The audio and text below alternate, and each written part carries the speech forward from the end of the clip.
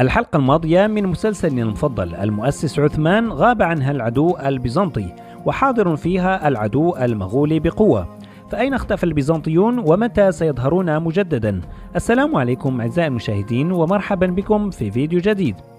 رغم أن الحلقة الماضية كانت جميلة نوعا ما، إلا أن العدو البيزنطي يضيف متعة كبيرة للمسلسل، خاصة إذا كان قائدا كبيرا مثل نيكولا، وحتى ألوف أبدع صراحة، ولكن في البداية.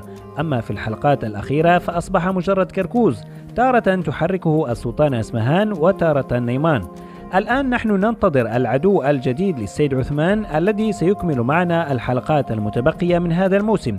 هذا العدو يا أصدقائي لا شك أنه سيكون قائدا كبيرا في الإمبراطورية البيزنطية، سيرسله الإمبراطور أندرونيكوس لإنجاز ما عجز عنه القادة الآخرين، وظهوره قد يكون في الحلقة 120 أو في التي تليها.